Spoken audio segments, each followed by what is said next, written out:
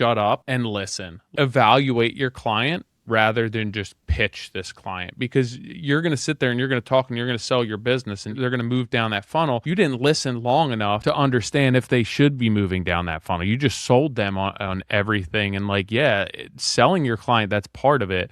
But if you're selling to the wrong client and you're moving them down the funnel, you're just creating more work for yourself, less profit, more headache. That first call is about qualifying your client based on your needs as a business owner with regard to what they want. Like understanding if they fit your program based on your parameters more so than you trying to convince them that you're the contractor for them. Great example. A couple of years ago, got invited to look at a project. They were talking to a couple different builders.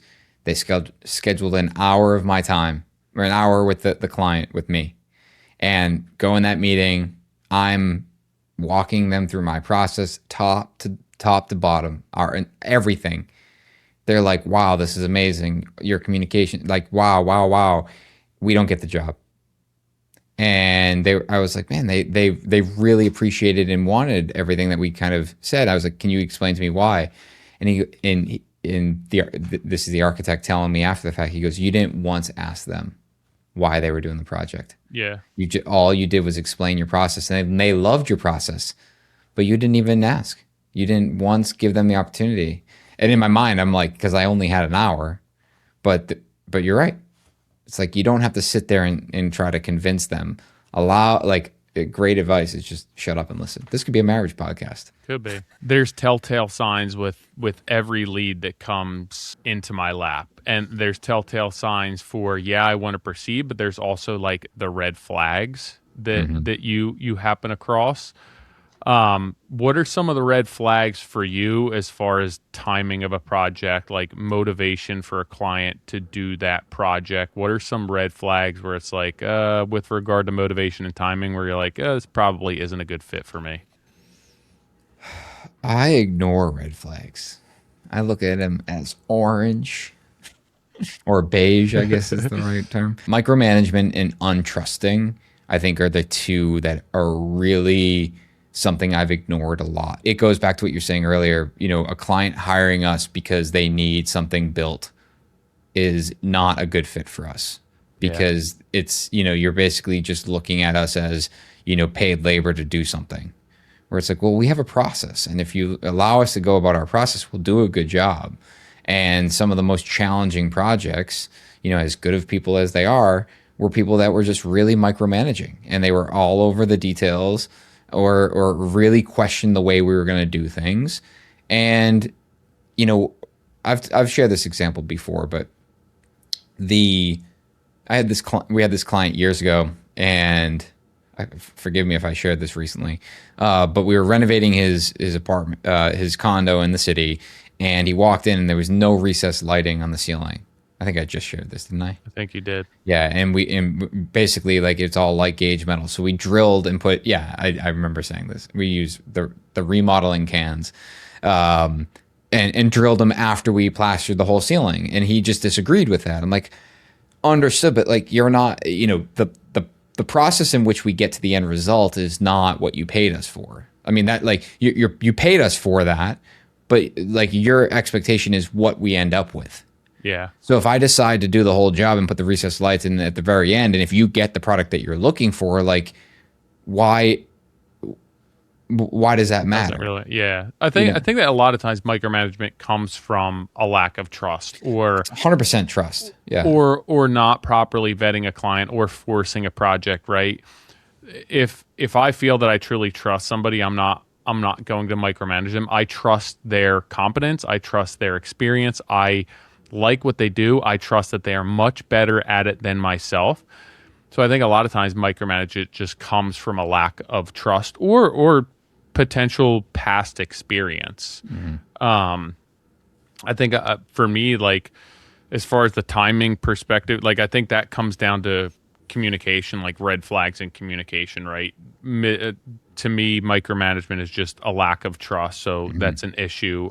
Needing to be constantly reassured of their decision and their hands held can be a red flag for me. But like, as far as timing on projects, I know that I don't turn around projects quickly. So like a red flag for me, which may not be somebody else, it may be a green flag for somebody because they're structured to handle this, is if somebody wants a job started in 2 months. Yeah. Like to me, there's no sense in trying to sell that client. That's something that they need, that I know I'm starting myself on the wrong foot. And I would tell myself for years, oh, I could turn this around. I could get to this next week.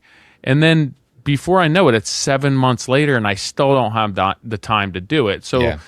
I understand like timelines for me, and understanding, having a realistic timeline, setting a realistic expectation for when something can get done. Red flags for me are most certainly, we want to start this now, or we're closing on a house 2 months from now and we really want to do this, this, and this before we move in. Like, I'm out. Yeah. I'm immediately out because it's always somebody who's like has their closing scheduled, and what am I going to be able to turn around in 2 months time? Like, Yeah. I can change some light bulbs for you, but I'm not staging a whole job. It's I that's not a strength of mine. don't look at it as a green flag, but I definitely look at it as a fun challenge. And we got a job right now. Great client, like known her for years, been wanting to build a house, is going to renovate the current house she's in, and came to us and it just wants to do a project, but timing is like critical for them. And so I pitched it to Julian. He's like, absolutely not. Like, there's no way to get that work done. I'm like, hold on, let's just play devil's advocate here. And like, if we could just work around the clock, right? Like there is a way to get it done. He's like, not happening. I'm like, the issue is like there's a budget and the pressure for time. So like that doesn't work. So we end up having a conversation explaining like, are we trying to get this done, or are we trying to get a portion of it done so you can move back in? And it's like, just so we can move back in. Okay, that's doable. But it's still fast paced. But the design is there, great client, really understanding, has established exactly what they want. Like, there's enough where we're checking the box off, and it's like, all right, pressure is going to be the timing, which pushes the pressure on us for pre-con and really thinking about the project. So that's not necessarily a red flag for me. When the pressure for timing is for the wrong reasons, or like, you know, it is the number one priority over everything else. Like, you know, it goes back to, I've shared the story about the $8 million house that the guy called me and was like, hey, you'd build a beautiful home and I really respect that, but I don't care about the quality being that high. I want as big of a house as I can for, you know, as cheap as I can. It's like, okay, that was just a misalignment of expectation. Like, I should have asked that early on. You know, that was a perfect example of when I chased that was a beautiful design that, you know, wasn't a good fit. And that, like, their priority was not where we are. Our priority would have been the quality of construction, obviously, first. And then it's, all right, speed and or budget. Which one are we prioritizing second? One of the biggest red flags for me, not to catch heat for this, but when I've had a lot of people over the years get a hold of me that either they or their wife is pregnant and they need to get something done before the baby comes. Like, and that used to be like, damn, this is an in. Like, if you can get that done, that's an absolute in. You never do. A huge no. So at this point now, I'm like, that to me is one of those things where I'm like, nope, I am not. There's no way. First off, there's a lot of hormones going on. There's a lot, especially first kid. There's a lot of stress and everything else. Like, if you're out there and you're thinking about starting a family and you need to get work done, do not tell your contractors that you're pregnant. Like, I want to get something done, because I'm telling you, I'm like, nope.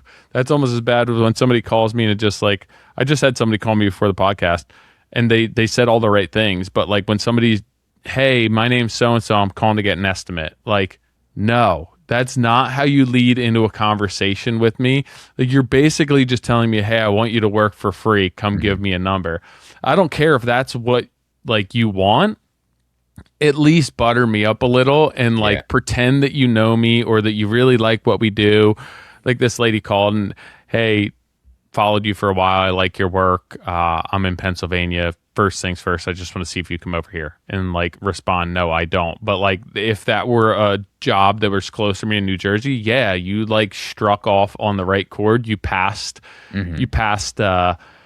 option or hurdle one. But yeah, anyone who gets a hold of me is just like, hey, we want to get an estimate. It seems like I mean, I know what they're looking to do. And for me, it's like, I would rather you get a hold of me because you like what I do, or you saw something that I do, or you like the care that we take, not just that you want me to give you a free number. Yeah, the pregnancy one is funny because we had a client.